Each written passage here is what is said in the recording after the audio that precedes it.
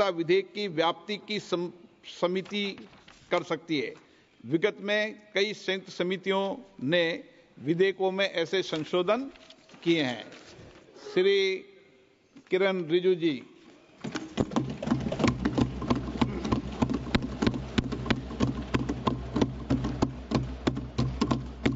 Honorable Speaker, sir, I rise to move the motion for consideration of the Waqf Amendment Bill 2025 and Mussalman Waqf Repeal Bill 2024. अध्यक्ष महोदय जी, आपने जो ruling दिया है, JPC के बारे में जिक्र किया है, उसी के साथ साथ जुड़ते हुए एक मिनट किरण जी, एक मिनट श्री सौगत राय जी संशोधन संख्या 108 को प्रस्तुत करें। आप बोल रहे थे ना? हाँ। Under Rule 77(2) of the Rules of Procedure, I propose that the Waqf Amendment Bill 2025 be recommitted for the purpose of eliciting further opinion thereon. Okay, माननीय मंत्री जी अब 12 और 16 पर अपना वक्तव्य दें।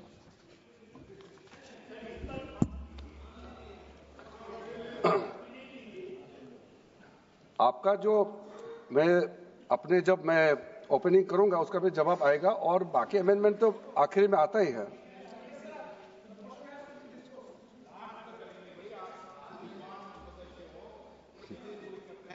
चलिए माननीय मंत्री जी। माननीय अध्यक्ष महोदय, हम सबको बहुत डिटेल में जाने का भी आवश्यकता नहीं है। कमेटी के बारे में उसका जिक्र काफी हो चुके हैं, लेकिन मैं इतना कहना चाहता हूं कि जो कमेटी इस बार दोनों सदन लोकसभा राज्यसभा मिला करके ज्वाइंट कमेटी में वक्फ अमेंडमेंट बिल पे जो चर्चा हुई है, आज तक भारत के संसदीय इतिहास में इतना व्यापक रूप से चर्चा, कंसल्टेशन और समय कभी नहीं दिया है। इसलिए मैं जो ज्वाइंट कमेटी में जितने मेंबर्स दोनों सदनों के लोकसभा और राज्यसभा में जो सदस्य उस कमेटी में थे, मेरे तरफ से सरकार की ओर से मैं धन्यवाद देता हूं, अभिनंदन करना चाहता हूं।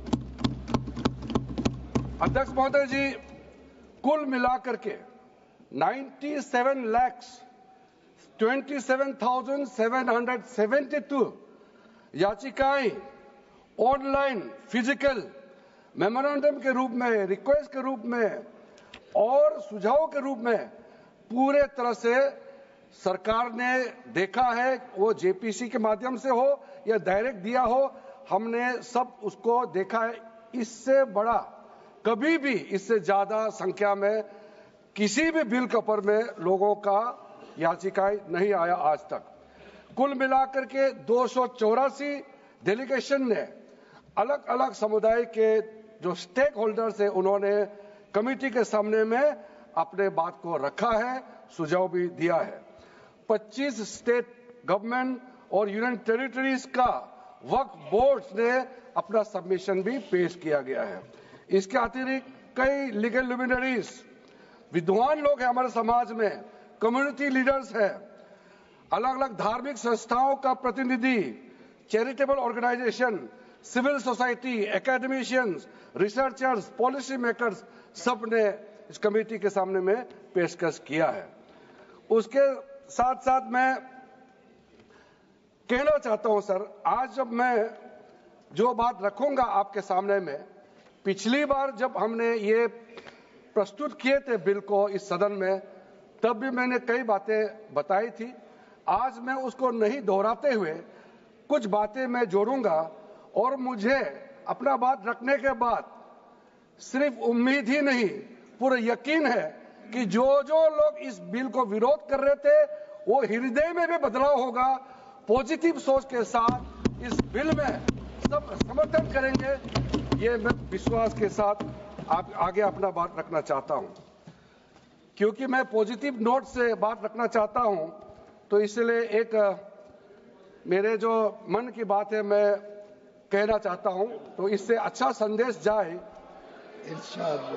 किसी की बात कोई, अध्यक्ष महोदय, किसी की बात कोई बदगुमान ना समझे, इस जमीन का दर्द कभी आसमान ना समझेगा।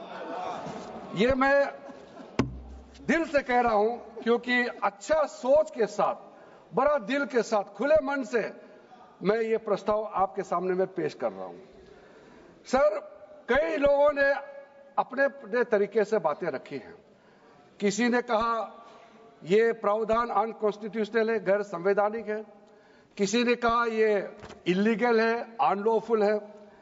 सर, ये बिल जो हम लोग जिक्र कर रहे हैं कोई नया विषय नहीं है। आजादी से पहले ये बिल, जब पहली बार मुसलमान वक्फ वैलिडेटिंग एक्ट पास किया गया था 1913 में, तब से इसका इतिहास शुरू होता है। उससे पहले प्रिवी काउंसिल ने 1894 में इनवैलिडेट किया था वक्फ अल औलाद को। बाद में उसका प्रॉपर लीगल फॉर्म में 1913 के बाद फिर 1923 में द मुसलमान वक्फ एक्ट लाया गया था, जिसमें अकाउंटिंग और ट्रांसपेरेंसी के बारे में ये जोर उसको देते हुए ये एक्ट पास किया गया था। उसके बाद 1930 में द मुसलमान वक्फ वैलिडेटिंग एक्ट लाया गया है, जो रीइंफोर्स करता है legal validity of the family waqf. परिवार में जो वक्फ होता है उसको जोड़ देते हुए ये बिल लाया गया है। उसके बाद आजादी के बाद 1954 में 1954 में वक्फ एक्ट पहली बार आजाद भारत का एक्ट बनी, और उस समय स्टेट वक्फ बोर्ड का भी प्रावधान उसी 1954 एक्ट में प्रावधान किया गया था। उस समय से लेकर के कई संशोधन के साथ में 1995 में व्यापक रूप से ये वक्फ एक्ट बनी है। तो उस समय किसी ने नहीं कहा कि ये एक्ट अनकॉन्स्टिट्यूशनल है, किसी ने नहीं कहा उस समय ये अनलॉफुल है। आज जब हम उसी बिल को सुधार के ला रहे हैं, तब आपको ये अनकॉन्स्टिट्यूशनल, अनलॉफुल का ये शब्द इस्तेमाल करने का आपको ये नौबत कैसे आया? ये सोच क्यों आया? अगर आप सच्चे दिल से सोचते और मन साफ होते तो आप तर्क पे जाते। इस संशोधन बिल में जो जो तर्क है आप उसमें बात कीजिए। आप उसको छोड़ के जो कोई लेना देना नहीं है बिल में, उसका बात आप लेकर के लोगों को गुमराह करने का, बरगलाने का काम जो किया है, उसको मैं शुरू में साफ करना चाहता हूं। अध्यक्ष महोदय जी, 1995 में ट्राइब्यूनल का पहला व्यवस्था किया गया है, ताकि वक्फ बोर्ड का कोई भी निर्णय किसी को अगर पसंद नहीं है या उसको चैलेंज करना चाहता है तो वक्फ ट्राइब्यूनल वहां आप जा सकते हैं। उसका प्रावधान पहले बार हुए हैं, और उस समय यह भी फैसला हुआ कि 5 लाख से ज्यादा आमदनी किसी वक्फ प्रॉपर्टी में है, उसके लिए सरकार एग्जीक्यूटिव ऑफिसर्स अपॉइंट किया जाएगा। ये भी 1995 में शुरुआत की है। अध्यक्ष महोदय जी, ये आज एक ट्रिगर पॉइंट क्यों हुआ है? ये अमेंडमेंट बिल लाने का आवश्यकता सबसे ज्यादा शुरुआत कहां से हुई? मैं संक्षेप में बताना चाहता हूं। 2013 में, 2014 में हम सब चुनाव में गए, और चुनाव में जाने से पहले 2013 में कुछ कदम ऐसे उठाए गए हैं जो आप सुन करके, आप सदस्य के रूप में भी और इस देश का नागरिक होने के कारण आपके दिमाग में यह बात जरूर सवाल उठेगा कि ऐसा कदम क्यों उठाया गया है। सर, 2013 में पहला यह बदलाव हुआ कि इस देश में कोई भी आदमी, कोई भी इंसान, चाहे वो हिंदू हो, मुसलमान हो, सिख हो, ईसाई हो, पारसी हो, बौद्ध हो, जैन हो, वक्फ क्रिएट कर सकता है।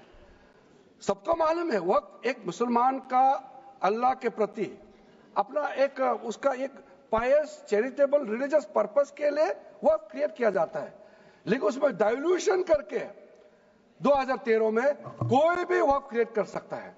यह प्रावधान सबसे पहले उस समय की यूपीए सरकार ने किया है। दूसरा, आपने सारा वक्फ को स्पेसिफिक कर दिया कि शिया बोर्ड में शिया ही रहेंगे, सुन्नी बोर्ड में सिर्फ सुन्नी ही रहेंगे, और कोई भी बोर्ड हो सिर्फ उनके लोग ही रहेंगे, बाकी कोई उसमें आ नहीं सकता है। ऐसा आपने प्रावधान किया। तीसरा, 2008 सर आप शांति से सुनने के बाद आप जो भी पूछेंगे हमारा रिप्लाई तो आएंगे ही सर। डिबेट का आखिरी में है, मेरा फिर से रिप्लाई होगा। तो अभी मैं जब शुरुआत में कुछ दृष्टिकोण रख रहा हूं, इसमें कोई हस्तक्षेप ना करे, ध्यान से सुनिए ताकि हमारा डिबेट का स्तर भी ऊंचा रहे और तर्क भी सामने में आ जाए। सर एक प्रावधान आया सेक्शन 108, उस सेक्शन 108 में ये लिखा गया है कि वक्फ बोर्ड का जो प्रावधान है इस देश में कोई भी मौजूदा कानून के ऊपर में रहेगा, ओवरराइडिंग इफेक्ट रहेगा, ऐसा आपने कानून बनाया है। इस देश में ऐसा कानून कैसे मंजूर कर सकते हैं अध्यक्ष महोदय जी? हर कानून अपना अपना हिसाब से चलता है, लेकिन एक कानून दूसरे कानून के ऊपर में ओवरराइडिंग इफेक्ट होगा, ये कोई भी मान्यता नहीं दे सकता है। उसके बाद सर मैं कुछ प्रोपोगेंडा साथ में जुड़े हुए हैं, उससे पहले जो 2013 में मुझे भी बहुत ताज्जुब हुआ कि ये पास कैसे जबरदस्ती करवाया है। 2013 में वक्फ पे यूजर जो आपने प्रावधान डाला, उसके बाद 1970 से एक केस चल रहा था दिल्ली के अंदर में। दिल्ली के अंदर में हमारा सीजीओ कॉम्प्लेक्स है, पार्लियामेंट बिल्डिंग है, कई प्रॉपर्टीज है, और इसको वक्फ बोर्ड, दिल्ली वक्फ बोर्ड ने क्लेम किया कि ये वक्फ प्रॉपर्टीज है। उसके बाद ये केस चल रहा था अदालत में। उस समय यूपीए सरकार ने पूरा सारा जमीन को डी नोटिफाई करके वक्फ बोर्ड को दे दिया। 123 प्रॉपर्टी। अगर आज हम ये संशोधन लेके नहीं आते तो जिस सदन में हम बैठे हैं, ये पार्लियामेंट बिल्डिंग, इसको भी क्लेम किया जा रहा था। एयरपोर्ट, बसंत विहार, और अगर नरेंद्र मोदी जी का सरकार नहीं आते, अगर यूपीए का सरकार कंटिन्यू रहता, तो क्या क्या बिल्डिंग को डी नोटिफाई किया जाना था। 123 प्रॉपर्टी को तो डी नोटिफाई किया। मैं रिकॉर्ड में कह रहा हूं, अपने मन से कुछ नहीं कह रहा हूं, मैं ऑफिशियल रिकॉर्ड का बात बता रहा हूं। अध्यक्ष महोदय, आप काहे को उछल रहे हो? मैं अपने से थोड़ी बोल रहा हूं, जो हकीकत बात को बता रहा हूं। आप आराम से बैठ के सुनिए। आपके दल को और आपको सबको बोलने का मौका मिलेगा। माननीय मंत्री जी,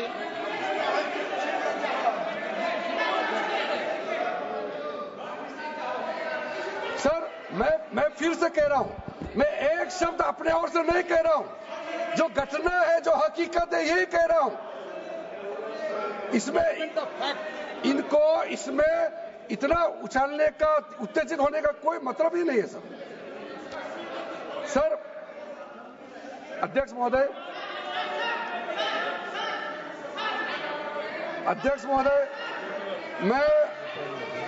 मैं आपके माध्यम से सदन को कहना चाहता हूं कि जो संवैधानिक बात उठा करके लोगों को गुमराह करने का जो प्रयास किया जा रहा है, उसको भी देश के सामने में सही बात रखना बहुत ही जरूरी है। एक बात बार बार इन लोगों ने कहा गया है कि ये जो वक्फ अमेंडमेंट बिल है, ये आर्टिकल 25, आर्टिकल 26, आर्टिकल 30 का उल्लंघन करता है करके इन्होंने इल्जाम लगाया। पढ़ चुका हूं, आप पढ़ लो। कभी भी डिबेट के बीच में पॉइंट ऑफ ऑर्डर नहीं होता है, व्यवस्था दे दी है, पंखा ना कभी। माननीय मंत्री जी बोलिए। अध्यक्ष महोदय, दूसरा विषय इन्होंने समानता का बात उठाया। आर्टिकल 14 का इक्वालिटी को लेकर के उन्होंने सवाल उठाया, उसका भी मैं जवाब देना चाहता हूं। अध्यक्ष महोदय, ये कोई तरीका नहीं है। माननीय अध्यक्ष की व्यवस्था अंतिम व्यवस्था होती है। बोलिए मंत्री जी, आप बोलते जाओ। अध्यक्ष महोदय, क्योंकि मेरा कान खुला हुआ है तो ये डिस्टर्ब हो रहा है मुझे, मैं अभी ये पैन की बात करता हूं। अध्यक्ष महोदय, ये वक्फ बोर्ड का जो काम है, ये बेसिकली वक्फ प्रॉपर्टी को जो संभालने वाले मुतावली और जो वक्फ प्रॉपर्टी को व्यवस्था करते हैं उसको संचालित करने के लिए ये गवर्नेंस का, सुपरविजन का एक प्रावधान है। किसी भी तरीके से वक्फ बोर्ड वक्फ प्रॉपर्टी को मैनेज नहीं करता है। वक्फ बोर्ड वक्फ प्रॉपर्टी मैनेजमेंट में हस्तक्षेप नहीं करता है। आप साफ साफ सुन लीजिए, अगर इसके पास तर्क नहीं है तो इस तरह यहाँ डिस्टर्ब करके बहस का स्तर को गिराने से कोई फायदा नहीं है सर, ये कोई तरीका नहीं है सर। बोलते जाओ सर, वक्फ बोर्ड का क्रिएट करना, एक जो वाकिफ होता है, जो अपना विलिंगली वक्फ क्रिएट करता मैंने है। व्यवस्था दे दी है, आप जब समय हो तो बोले नो, प्लीज बैठिए, ये तरीका ठीक नहीं है आपका, बैठिए आप। नो, बैठिए। माननीय मंत्री जी, सूची है 2013 की प्रॉपर्टी हाँ है, मैं लाता निकाल बताना सूची मंगा के देते कहते भी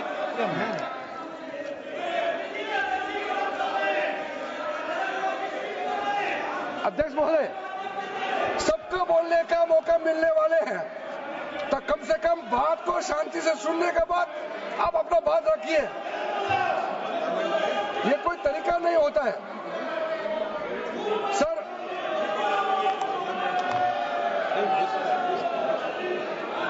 अध्यक्ष महोदय, ये जो उन्होंने गुमराह करने का कोशिश किया गया है, ये मैं कुछ केसेस आपको बताना चाहता हूं सर। आप देखिए आर्टिकल 25(1) क्या कहता है, संविधान का अनुच्छेद आर्टिकल 25(1) कहता है, subject to public order, morality and health, and to the other provisions of this part, all the persons are equally entitled to freedom of conscience and the right freely to profess, practice and propagate religion. Sir, government किसी भी धार्मिक व्यवस्था को, किसी भी religious institution, कोई धार्मिक काम में हस्तक्षेप करने नहीं जा रहा है, ना ही वक्फ बोर्ड किसी धार्मिक स्थल की व्यवस्था में कोई भी तरीके से हाथ डालने का प्रावधान है, बिल्कुल नहीं है सर।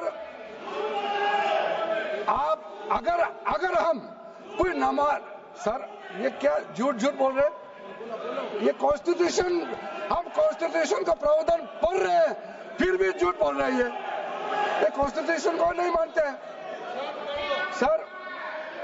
किसी मस्जिद का मैनेजमेंट को हम हस्तक्षेप करने का कोई इसमें प्रावधान नहीं लिया जा रहा है। एक मिनट माननीय सदस्य, आप भारत की संसद में बैठे हो, गरिमा मर्यादा बनाए रखो, बैठे बैठे टिप्पणी मत करो। हाँ, आपको जब मौका मिलेगा आप अपनी बात कहना, बैठे बैठे टिप्पणी नहीं कर सकते, ये संसद की मर्यादा नहीं है, ऐसे नहीं चलेगा सदन।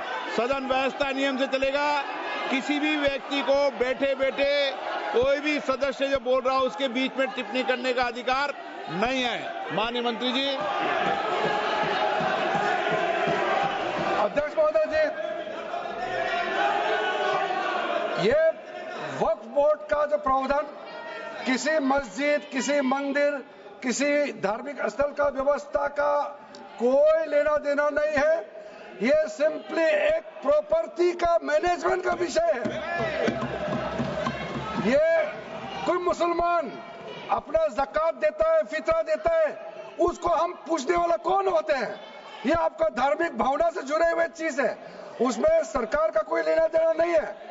लेकिन ये वक्फ प्रॉपर्टी का मामला है, लेकिन वक्फ प्रॉपर्टी का मैनेजमेंट करता है, मुतवालिज करता है। ये आपको इतना बेसिक ये फर्क जो है अगर समझ में नहीं आते या जानबूझ करके आप नहीं समझना चाहते हैं तो मेरा पास इसका कोई इलाज नहीं है। अध्यक्ष महोदय जी, ये आपके माध्यम से मैं फिर से कहना चाहता हूं कि ये सर क्या ये ऐसा बहस नहीं होता है जी। आप लोग का तर्क रखने का समय में बोलिए, ये बीच में कमेंट पास करने से सर हमारा पॉइंट का फ्लो भी बिगड़ता है और आवाज भी ठीक नहीं हो, अब आवाज भी ठीक से नहीं जाएगा। आप क्या चीज को जवाब देंगे सर इसमें मैं कई ऐसे केसेस है जिसको मैं रेफर कर सकता हूं, लेकिन सदन में 3 केसेस का मैं रेफर करूंगा तो दूध का दूध पानी का पानी हो जाएगा कि ये धार्मिक व्यवस्था से कोई लेना देना नहीं है। आपको मैं पहला एग्जांपल देना चाहता हूं, सैयद फजल पकुया Thangal versus union of India. इसमें क्या केरला हाईकोर्ट का फैसला है। केरला हाईकोर्ट ने कहा the Waqf board is a statutory body, pure and simple. It is not a representative body of the Muslim community. ये हाईकोर्ट का ऑर्डर है। उसके बाद इलाहाबाद हाईकोर्ट का ऑर्डर भी सुन लीजिए, Hafiz Mohammad Zafar Ahmad versus UP central Sunni board of waqf का जजमेंट सुन लीजिए। A mutawalli's right is purely a right of management of the property and is not a proprietary right. The duties of a mutawalli are purely of a secular character. His duties are not of a religious character. इतना clear cut ruling है। तीसरा, तिलकायत श्री गोविंद लाल जी महाराज versus state of Rajasthan. इसमें high court ने क्या कहा, supreme court ने क्या कहा, right to manage the properties of the temple. अब देखिए मंदिर का भी इसमें एग्जांपल लिया गया है। Right to manage the properties of the temple is purely a secular matter and can not be regarded as a religious practice. Properties of temple नहीं, टेम्पल का जो प्रॉपर्टी है। उसी प्रकार से आप बार बार कहना कि मुसलमानों का अधिकार में गैर मुसलमान कैसे आ रहा है, ये तर्क ही नहीं बनता है। आप ये आज से ये बात बोलने के लिए बंद कीजिए। सर 2013 में जो काम किए गए हैं उसमें मैं एक चीज जिक्र करना चाहता हूं।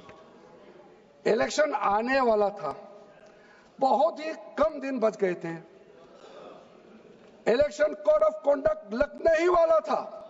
हम सबको मालूम है अप्रैल और मई में चुनाव हुआ था। 5 मार्च 2014 को उस समय का यूपीए सरकार ने 123 प्राइम प्रॉपर्टीज को जो housing and urban development ministry का तहत आता है उसको आपने दिल्ली वक्फ बोर्ड को ट्रांसफर कर दिया। क्या जरूरत था, कुछ दिन बाकी था चुनाव होने के लिए, आप इंतजार तो करते। आपने सोचा ये करके वोट मिलेंगे, लेकिन आप तो चुनाव तो हार गए, तो फायदा क्या हुआ। ऐसा काम करने से वोट नहीं मिलता है।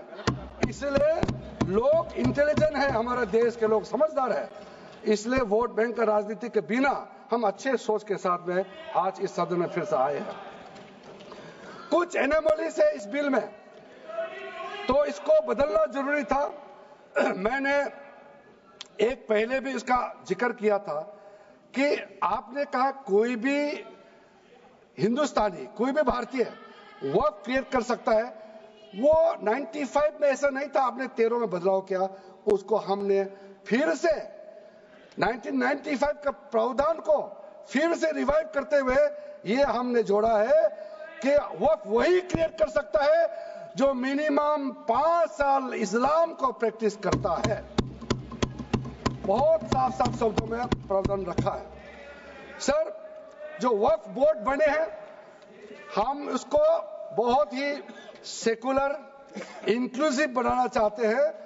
आपका पुराना प्रावधान को हटा करके अब हमने कहा है कि वक्फ बोर्ड में शिया भी रहेंगे, सुन्नी भी रहेंगे, बोहरास भी रहेंगे, आगा खानिक्स भी रहेंगे, मुसलमानों में जो बैकवर्ड है, पिछड़े लोग हैं वो भी रहेंगे, और साथ साथ में महिला भी रहेंगे और एक्सपर्ट नॉन मुस्लिम भी रहने का प्रावधान रखा गया है। सब स्वागत करना चाहिए, इसको किसी को आपत्ति होने का कोई जरूरत नहीं है। उसके बाद सर मैं थोड़ा सा इसको विस्तार करके बताना चाहता हूं। मेरा ही खुद का एग्जांपल मैं देता हूं। मान लो मैं मुस्लिम नहीं हूं, लेकिन मैं माइनॉरिटी अफेयर्स मिनिस्टर हूं, तो मैं सेंट्रल वक्फ काउंसिल का चेयरमैन होता है। तो मेरे होने के बावजूद उसके बाद टोटल 4 नॉन मुस्लिम हो सकता है वक्फ काउंसिल में मेंबर, और उसमें मैक्सिमम 4 नॉन मुस्लिम के साथ साथ में 2 महिला कंपलसरी है। 2 महिला होना ही चाहिए सर। उसके बाद सर स्टेट अभी आप पूरा वक्फ बोर्ड देख लीजिए, महिला कहाँ है? महिला को भी रखा ही नहीं है, वो सिर्फ बातें करते हैं। सर 22 सर मैं स्पेसिफिक बताना चाहता हूं। सेंट्रल वक्फ काउंसिल में टोटल 22 मेंबर्स में 4 नॉन मुस्लिम से ज्यादा मेंबर नहीं हो सकते हैं। एक्स ऑफिशियो के पद को मिला करके 3 मेंबर ऑफ पार्लियामेंट होगा। मेंबर ऑफ पार्लियामेंट तो किसी धर्म का हो सकता है। जब इलेक्शन करते हैं तो कोई भी धर्म का मेंबर ऑफ पार्लियामेंट या एमएलए बन सकते हैं। सर 10 मेंबर मुस्लिम कम्युनिटी से होगा, 2 फॉर्मर जजेस होंगे सुप्रीम कोर्ट और हाई कोर्ट के, 1 advocate of national eminence member रहेंगे, 4 persons of national eminence from various field. ये तो कई कमिटियों ने इसको सिफारिश किया है। और एडिशनल सेक्रेटरी या joint secretary to the government of India उसमें रहेंगे। आउट ऑफ 10 मुस्लिम मेंबर्स 2 महिला अनिवार्य है, ये हमने प्रावधान रखा है। और स्टेट बोर्ड में आउट ऑफ 11 मेंबर्स 3 से ज्यादा नॉन मुस्लिम नहीं हो सकता है। एक्स ऑफिसर को मिलाकर के 1 chairperson, 1 MP, 1 MLA, 4 members from Muslim community, 2 members with professional experience, 1 member of Bar Council and Joint Secretary to the state government dealing with work matters. Out of 4 Muslim members, 2 shall be women. ये हमने रखा है ताकि हमारे बहनों को किसी तरीके से दरकिनार नहीं कर सके। वक्फ एक्ट सर हमने जो नया प्रावधान रखा है उसमें जितना भी जो आर्बिट्रेरी प्रोविजन जो जरूरी नहीं था उसको हमने सामान्य रूप से देश में और जितना कानून है उसको मिलाते हुए मुख्य रूप से ट्रांसपेरेंसी इन वर्क मैनेजमेंट, सर्वे को अपडेट करने के लिए जो पहले इनसफिशिएंट प्रोविजन था, इसमें वक्फ लैंड रिकॉर्ड्स वगैरह में महिलाओं का इनहेरिटेंस राइट, बच्चों का राइट, और साथ साथ में कई हजारों केसेस पेंडिंग है ट्राइब्यूनल और कोर्ट्स में, उसको सेटल करने के लिए जो आज लगभग 10,000 से भी ज्यादा केसेस जो पेंडिंग था और कुछ सालों के अंदर में 13 से 30,000 केसेस पेंडिंग हो चुके हैं, उसको सरलता से सुलह करने के लिए हमने रास्ता खोजा है। एक चीज बार बार आप लोग कहते हैं, हमारे पक्ष के लोग हो या उस साइड के पक्ष के लोग हो या जो सदन से बाहर है, वो एक वक्तव्य देते रहते हैं, मैं उसको सुधारना चाहता हूं। ये कहते हैं कि हमारा देश में लैंड बैंक जो है वक्फ बोर्ड के पास 3rd लार्जेस्ट है। पहला रेलवे, इंडियन रेलवे, फिर इंडियन आर्मी मतलब इंडियन डिफेंस का, और फिर कहता है वक्फ बोर्ड के पास जमीन है। मैं उसको सुधारना चाहता हूं। सर आप भी तो ट्रेन में चलते हैं, हम लोग भी ट्रेन में चलते हैं, हजारों किलोमीटर ट्रेन का पटरी लगा हुआ है, स्टेशन बना हुआ है। वो ट्रेन का पटरी लगा हुआ है, वो रेलवे का प्रॉपर्टी थोड़ी है, ये तो देश का प्रॉपर्टी है, हम लोग सब चलते हैं उसमें। इसको आप कैसे लगा सकते हैं कि रेलवे के पास इतना है, वक्फ बोर्ड के पास इतना है? वो देश का प्रॉपर्टी है। हमारा डिफेंस के पास कहता है कि 2nd लार्जेस्ट है। डिफेंस के पास जो भी लैंड है, जहां ट्रेनिंग करता है, जहां वो रहता है, या बॉर्डर एरिया में जितना डिफेंस लैंड है वो देश का रक्षा के लिए है। उसको आप कैसे वक्फ प्रॉपर्टी के साथ आप तुलना कर सकते हैं। वक्फ प्रॉपर्टी प्राइवेट प्रॉपर्टी होता है सर। तो इसलिए दुनिया में सबसे ज्यादा वक्फ प्रॉपर्टी हिंदुस्तान में है। सिर्फ हमारा देश में ही नहीं, दुनिया का सबसे बड़ा और सबसे ज्यादा वक्फ प्रॉपर्टी हिंदुस्तान में है। तो फिर ये क्यों है 60 साल तक आप सरकार में रहे हैं, हमारे देश में मुसलमान इतना गरीब क्यों है? जब दुनिया का सबसे ज्यादा वक्फ प्रॉपर्टी हमारा देश में है, तो हमारा गरीब मुसलमानों का पढ़ाई के लिए, मेडिकल ट्रीटमेंट के लिए, स्किलिंग के लिए, इनकम जनरेशन के लिए क्यों काम नहीं हुआ आज तक बताइए? ये दुनिया का सबसे बड़ा वक्फ प्रॉपर्टी अगर हिंदुस्तान में है, तो उस प्रॉपर्टी से गरीबों का उत्थान के लिए, लोगों का भला के लिए अगर ये सरकार नरेंद्र मोदी जी के नेतृत्व में गरीब मुसलमानों के लिए काम कर रहा है, तो इसमें आपत्ति क्यों होना चाहिए आप लोग बताइए? इसलिए सर इसको धर्म जाति से बाहर उतर करके सबको सीधा अपना दिल से पूछ करके आप सोच के देखिए कि आप जो लोग आज इस बिल को विरोध कर रहा है, आज 1 साल 2 साल नहीं, सदियों तक हमारा देश उसको याद रखेगा कौन इस बिल को समर्थन कर रहा है, कौन इस बिल को विरोध कर रहा है। आज चंद वोट के लिए, सत्ता के लिए हमारे मुसलमानों को आपने 70 साल से ज्यादा वोट बैंक बना करके गुमराह किया है। कितना और गुमराह करना चाहते हैं? अब हमारा देश में वोट बैंक का राजनीति नहीं चलेगा। इसलिए मैं कहना चाहता हूं, जब हमारा देश में इतना वक्फ प्रॉपर्टी है, तो इसको हम बेकार में पड़ा रहने नहीं दिया जा सकता है। गरीब मुसलमानों के लिए, आम मुसलमानों के लिए इस्तेमाल करना ही पड़ेगा। उसके लिए आज के ये वक्फ संशोधन बिल जरूरत है अध्यक्ष महोदय जी। हमारे अपने वामसी पोर्टल में, हमारे मंत्रालय के वामसी पोर्टल में हमने रिकॉर्ड देखा है। सचर कमेटी जो आपने बनाया है 2006 में, उन्होंने भी ये बारे में काफी डिटेल में जिक्र किया हुआ है। सर 2006 में 4.9 लाख वक्फ प्रॉपर्टी था और उसका इनकम कितना था मैं बता दूं आंकड़ा सर, आप कहेंगे 4.9 लाख वक्फ प्रॉपर्टी में टोटल इनकम था 163 करोड़। कौन खाते थे? 163 करोड़।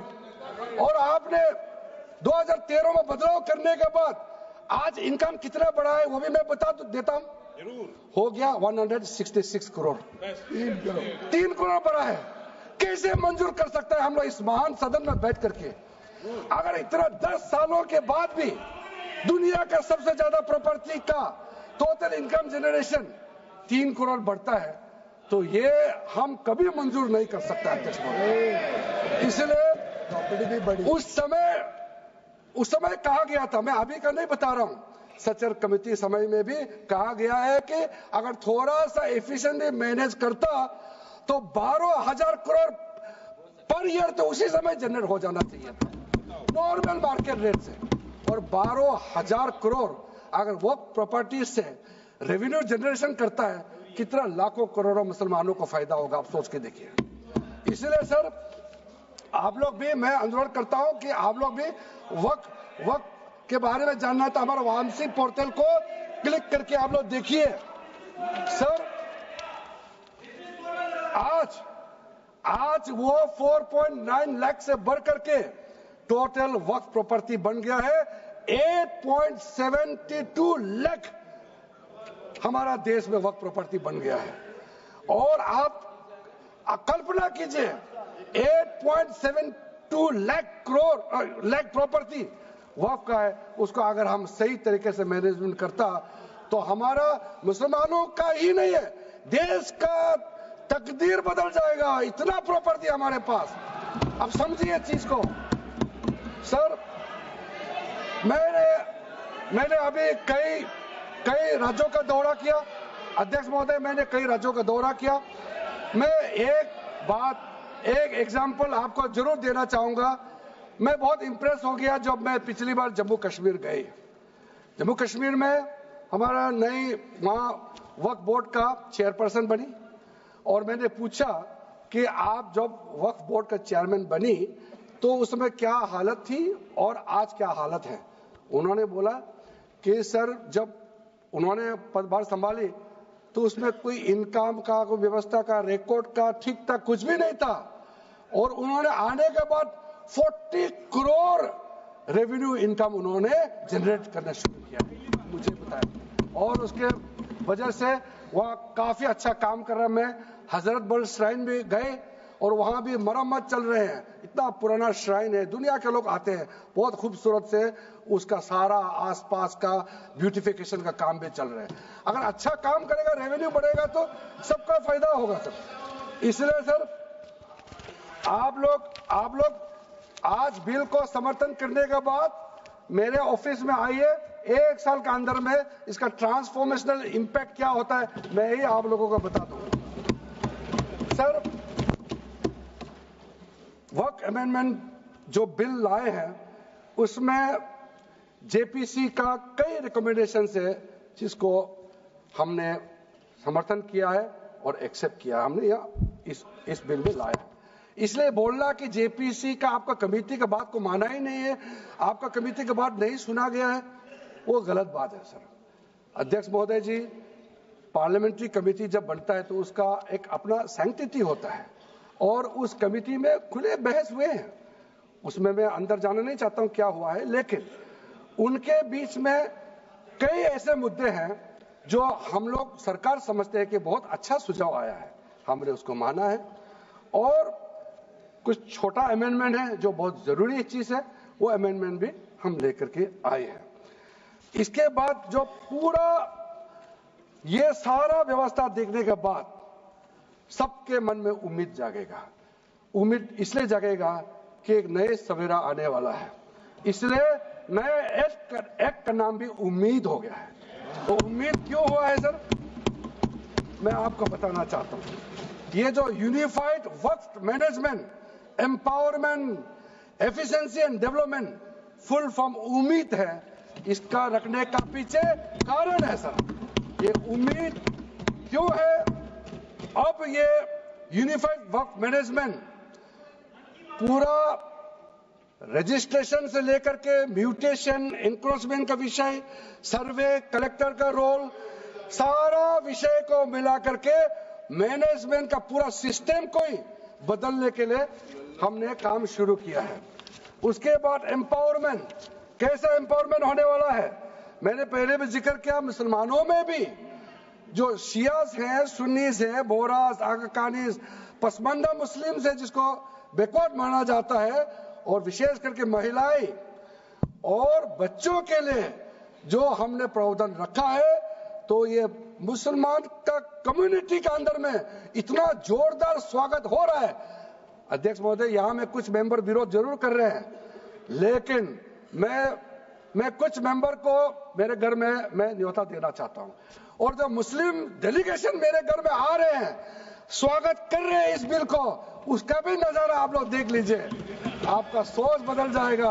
आपको नहीं मालूम मुसलमानों में कितना भयंकर समर्थन कर रहा है इस बिल को लेकर के, आप लोग को मालूम ही नहीं है। करंट अंदर में गरीब मुसलमानों का तो संदेश बार बार आ रहा है कि जल्दी पास कीजिए इस बिल को, इसलिए आप लोग संदेह में मत रहिए।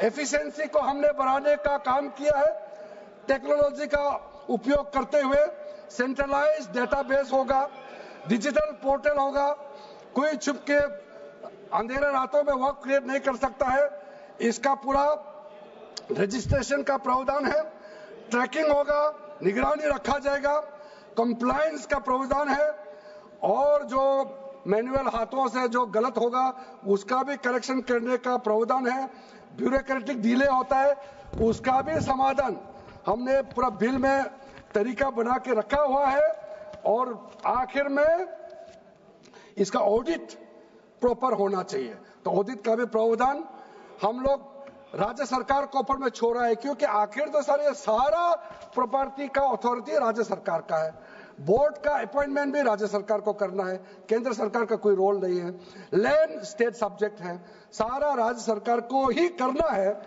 इसलिए राज्य सरकारों को हम फुल अथॉरिटी देने के साथ साथ हमारा जो मंत्रालय है वो ऑनलाइन हमेशा जुड़ा रहेंगे कि जो वक्फ प्रॉपर्टी क्रिएट किया गया है उसका स्टेटस है वामसी पोर्टल से मिला करके हम लगातार टच में रहेंगे। इसलिए कोई इसमें ये नहीं सोचना है कि सेंट्रल गवर्नमेंट कोई एक्स्ट्रा पावर हड़पने जा रहा है क्या, बिल्कुल सोचने का नहीं है। ये टोटली स्टेट गवर्नमेंट का अधीन है और राज्य सरकारें ही इसका निगरानी में आगे काम करना है। उसके बाद सर जो पर्पस के लिए वर्क क्रिएट किया जाता है, बेसिकली 3 पर्पस होता है, रिलीजियस, चैरिटेबल एंड पायस। उसका हो रहा है कि नहीं हो रहा है, और इनकम जनरेशन खास करके जो वेलफेयर काम है उसका हो रहा है कि नहीं हो रहा है, इसका भी इफेक्टिव गवर्नेंस का प्रावधान हमने रखा हुआ है। और साथ साथ सर मैं आपको इस उम्मीद के साथ साथ ये कहना चाहता हूं कि जो रिफॉर्म्स हमने जो लाए हैं और साथ साथ में जो प्रावधान कुछ बदलाव हमने आपको बहुत शॉर्ट में बताया, क्योंकि डिटेल में तो मैं रिप्लाई तो करूंगा ही।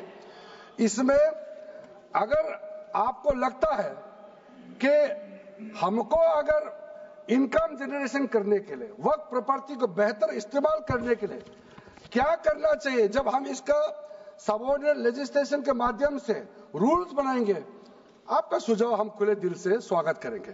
क्योंकि आखिर तो प्रॉपर्टी देश का है, किसी का भी हो, उसको अगर अच्छा से चलाना है तो आप सुझाव देंगे तो हम तो पूरा वेलकम करेंगे उसमें। इसलिए आज मैं मेंबरों के साथ साथ जो कई दरगाह है, कई मस्जिद के इमाम है, कई लोग जो मुझे मिले, उन्होंने भी बहुत अच्छा सुझाव दिया है। उसको डिटेल में मैं यहाँ कहना नहीं चाहता हूँ, लेकिन हम रिकॉर्ड में रखा है। कई अच्छे अच्छे सुझाव हमारे पास आए हैं, वो भी हमने नोट करके रखा है। एक इंपॉर्टेंट पॉइंट को मैं अब आपके सामने भी रखना चाहता हूं। ये जो हमने एक डेफिनेशन में जो बदलाव लाया है, इस डेफिनेशन में बदलाव का सबसे बड़ा मतलब ये है कि मुसलमानों में भी जो वक्फ के अंदर में अपना प्रॉपर्टी, वक्फ प्रॉपर्टी इस वक्फ बोर्ड के प्रावधान से गवर्न करना चाहते हैं, मोस्ट वेलकम है। अगर वो ट्रस्ट के माध्यम से अपना प्रॉपर्टी का अलग तरीके से वर्क करना, वो चलाना चाहता है, मैनेज करना चाहता है, उसके लिए भी छूट दिया गया है। तो इसमें जो आप लोग बार बार कहते हैं कि वक्फ बोर्ड में गैर मुसलमान कैसे आ रहा है, इसका मैं छोटा सा एग्जांपल देना चाहता हूं। अभी हम लोग किसी धर्म, किसी जाति का हिसाब से तो हम एमपी नहीं बने हैं, हम तो ऐसे सिटीजन होकर के एमपी बने हैं। तो अगर मेरा कॉन्स्टिट्यूंसी वाला हमको कहेंगे कि किरण रिजिजू मेरा यहाँ नहीं आ सकता है, हमारा धर्म और तुम्हारा धर्म अलग है, तो कैसे होगा? मैं तो एज ए एमपी, मेरे पास अथॉरिटी है, मैं जा सकता हूँ। उसी प्रकार से आपका ट्रस्ट है, ट्रस्ट को चलाता है चैरिटी कमिश्नर।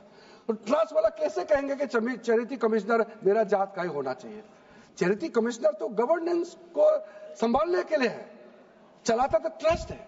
उसी प्रकार से आप कैसे कह सकते कि मेरा वक्फ प्रॉपर्टी को देखने के लिए वक्फ बोर्ड में गैर मुसलमान नहीं हो सकता है? आप कैसे कह सकते हैं? ये तर्क को आप थोड़ा गहराई से सोचिए, क्योंकि ये बार बार कहा गया है, मैं नाम नहीं लूंगा, वो बाद में तो बोलेंगे हमारे कुछ लोग हैं कि मुस्लिम का अफेयर्स में नॉन मुस्लिम क्यों आ रहा है। अरे ये धार्मिक व्यवस्था से कोई लेना देना नहीं है, मैं बार बार कह रहा हूं। इसलिए ये प्रॉपर्टी है, वक्फ प्रॉपर्टी है, आप लोग इसको समझिएगा।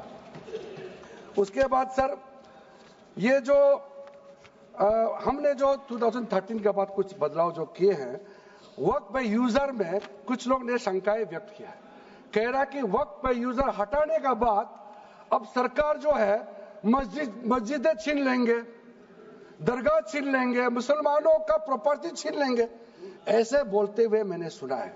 इस तरह का कई जगह में बोला है। मैं इसमें साफ साफ कहना चाहता हूं, हम लोग सब हर किसी ना किसी राज्य से आते हैं। We all belong to each and every part of our country. We are together. We may belong to different states and union territories. We are all Indian. ये अथॉरिटी राज्य सरकार को हमने कैसे दिया? जो प्रॉपर्टी वक्फ यूजर को हम लोगों ने हटाने के बाद ये प्रावधान सुरक्षित किया है, ऑथोराइज किया स्टेट गवर्नमेंट को कि जो प्रॉपर्टी रजिस्टर्ड हो चुके हैं, जब आप नमाज पढ़ते हैं, रजिस्टर्ड है, डॉक्यूमेंट है, उस पे कोई हस्तक्षेप नहीं होगा। ये कानून प्रोस्पेक्टिव है, रेट्रोस्पेक्टिव नहीं है। ये आप लोग बहुत क्लियर से सुन लीजिए, ये किसी का जमीन छीनने का कानून नहीं है। ये किसी का राइट, किसी का हनन करके उसका प्रॉपर्टी को हड़पने का नहीं है।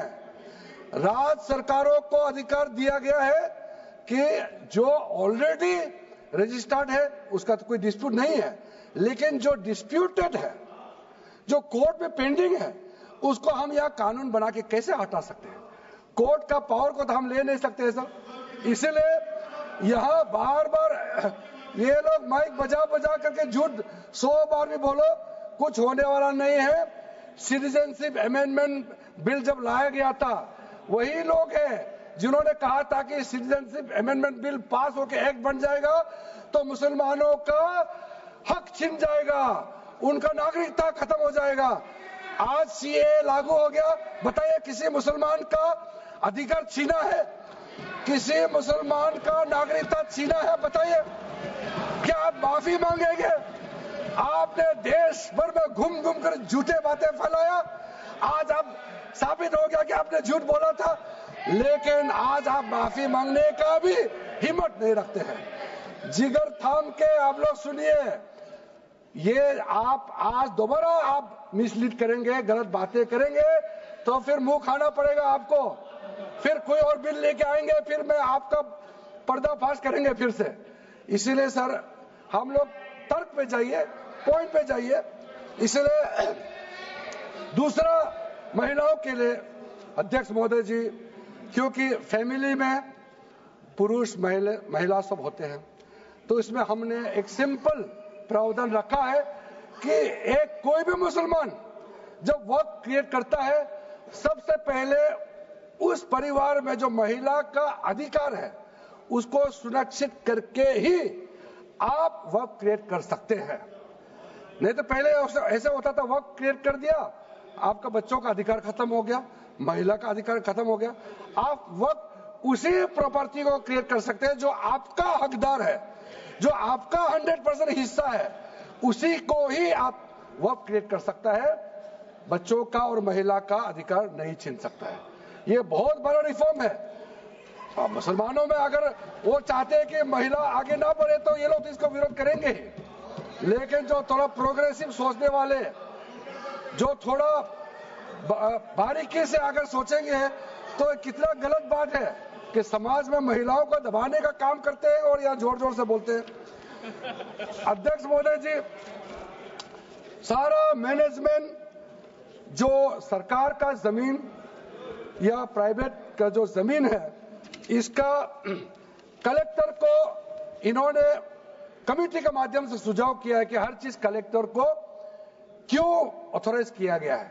तो कमेटी के बात को माना है कि कलेक्टर से ऊपर कोई भी अधिकारी, कलेक्टर से ऊपर जो अधिकारी है वो देखेंगे सरकारी जमीन और कोई डिस्प्यूट है वक्फ बोर्ड के साथ या किसी मुतावली के साथ डिस्प्यूट है, उसका जांच कलेक्टर के ऊपर अधिकारी करेंगे। ये कमेटी ने सुझाव दिया था और उसी को मान करके आज इस सदन में पेश किया जा रहा है। एक महत्वपूर्ण सुझाव हम लेके आ रहे हैं, अमेंडमेंट लेके आ रहे हैं, इसमें मैं मानता हूं कोई विरोध नहीं करेगा। ये इसमें शुरू में छूट गया था, मैं सर खुले दिल से आपको कहना चाहता हूं, लेकिन बहुत सोच समझ के साथ ये प्रावधान अमेंडमेंट हम लेके आ रहे हैं कि जब आप वक्फ प्रॉपर्टी क्रिएट करेंगे तो ऐसा नहीं होना चाहिए कि आप ट्राइबल एरिया में जाकर के आदिवासी का जमीन को आप वक्फ क्रिएट कर दें, ये नहीं होना चाहिए। इसलिए हमारा देश के आदिवासियों का संरक्षण को ध्यान में रखते हुए शेड्यूल 5 और शेड्यूल 6 में आप वक्फ प्रॉपर्टी क्रिएट नहीं कर सकते हैं। ये एक महत्वपूर्ण अमेंडमेंट लेके आया है। डिटेल में अब आगे अध्यक्ष महोदय आपको मैं बताऊंगा। वक्फ ट्राइब्यूनल के बारे में सर मैं संक्षेप में, अभी फ्लोर खुलने वाले हैं, मैं आपके हाथ फ्लोर छोड़ने वाले हैं, तो मेरा जो वाइंड अप को आप ध्यान से सुन लीजिए। जो ट्राइब्यूनल है, ट्राइब्यूनल में 2 मेंबर का हमने प्रस्ताव रखा था, तो कमेटी ने कहा कि 2 मेंबर ठीक नहीं है, इसमें 3 मेंबर होना चाहिए। ये प्रस्ताव भी मंजूर किया गया है। तो वक्फ ट्राइब्यूनल में 3 मेंबर होगा फिक्स टेन्योर का साथ, और उसमें आज टोटल लिटिगेंट्स 14,417 केसेस है। आप सोच के देखिए, तो ट्राइब्यूनल में जल्दी जल्दी केस डिस्पोज हो, 3 मेंबर्स का ट्राइब्यूनल बनाया गया है। उसके बाद में उसका टेन्योर को फिक्स किया गया है। उसके बाद में जो एक बहुत स्ट्रिंजेंट प्रोविजन था, पहले ऑटोमेटिक अपील करने का राइट नहीं था, स्पेशल रिव्यू पिटीशन ही कर सकते थे ट्राइब्यूनल के ऑर्डर के बाद। तो आज हमने एक अच्छा सोच के साथ खुला मन से ये कहा है कि अब अगर आप वक्फ बोर्ड का निर्णय से खुश नहीं है, वक्फ ट्राइब्यूनल का निर्णय से खुश नहीं है, तो आप अदालत जा सकते हैं। ये रास्ता भी हमने खोल दिया है।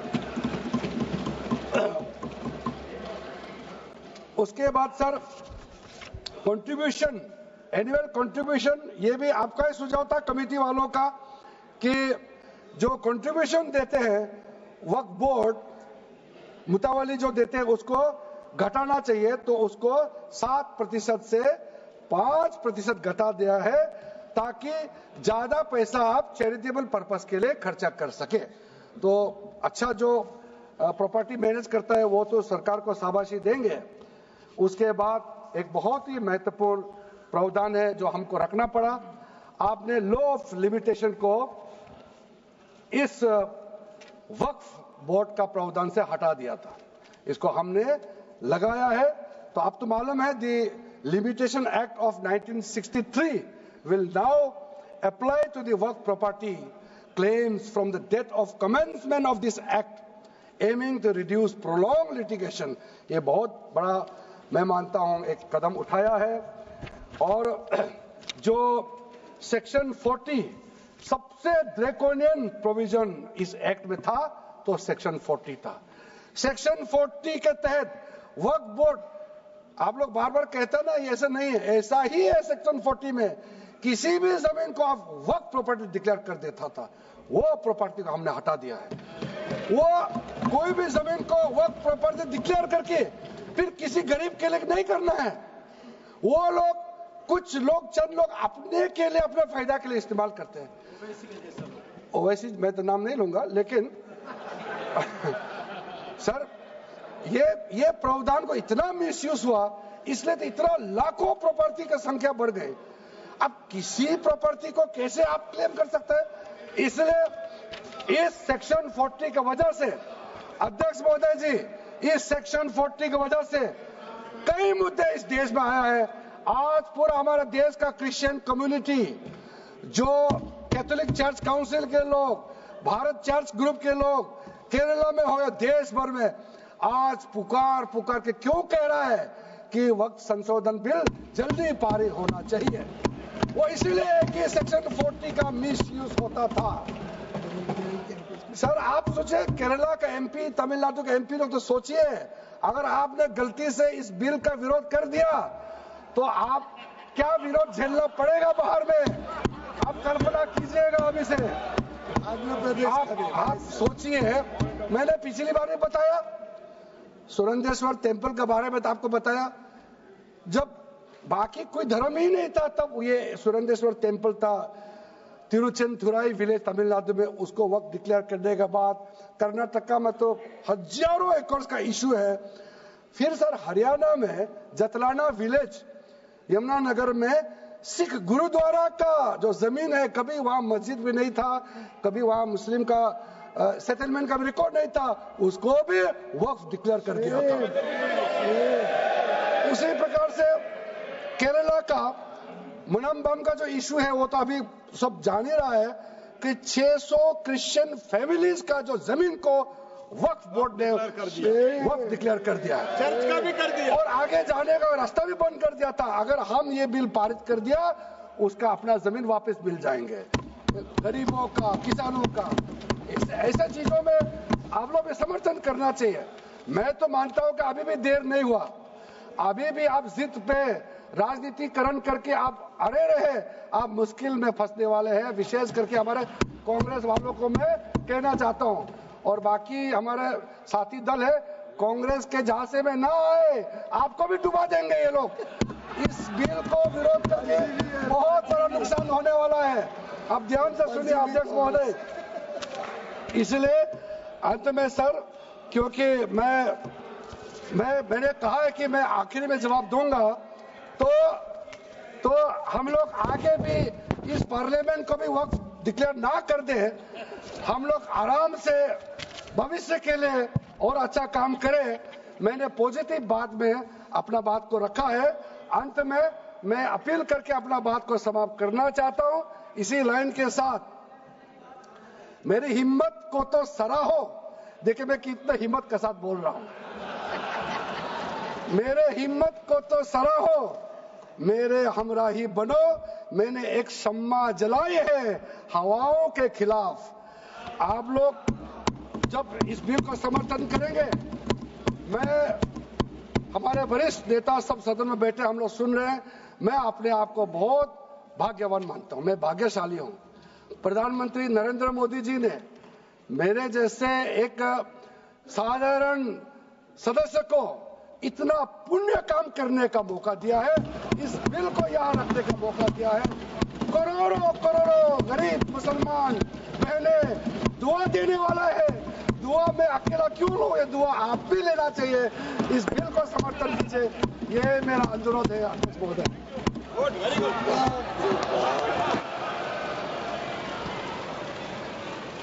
श्री गौरव गोगोई।